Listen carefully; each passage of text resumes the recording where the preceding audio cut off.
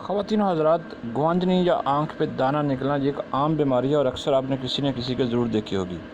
और देहातों में ये रिवाज है कि अगर किसी के गुआंजनी निकला है तो वो कहते हैं कि आप रात को पड़ोसी के दरवाज़े पे कोई पत्थर मारें और किसी को खबर ना हो तो ये सुबह तक ठीक हो जाती है।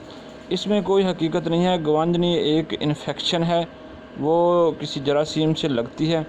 और इसी तरह ये जो है ना, पपोटे के नीचे ऑयल पैदा करने वाले हार्मोन्स होते हैं, अगर इनमें ख़राबी आ जाए यानी वो ब्लॉक हो जाएँ तो फिर ये गुआंजनी निकलना शुरू हो जाती है।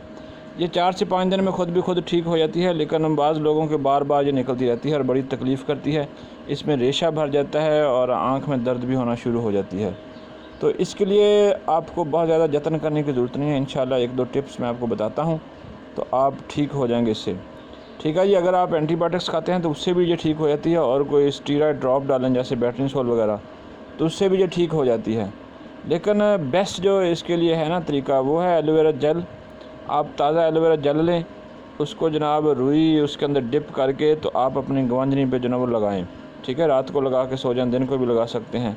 तो इससे उसका एक तो मसाम खोल जाएंगे, दूसरा ये जो बैक्टीरिया की इन्फेक्शन है वो ख़त्म हो जाएगी। तो गुआंजनी जो है ना जी इस तरीके से 3-4 दिन में ख़त्म हो जाएगी और दोबारा आपके नहीं होगी। दूसरा जो है ना वो कैस्टर ऑयल है। कैस्टर ऑयल लें, उसके अंदर रुई को डिप करें और उस गुआंजनी पे जो है ना वो लगाएँ। 2 से 3 दिन लगाने से वो गुआंजनी जो है ना वो ख़त्म हो जाती है और आप इस तकलीफ़ से निजात हासिल करने में कामयाब होते जाते हैं। तो आँखों को जो है ना सफाई का ख़ास ख्याल रखें।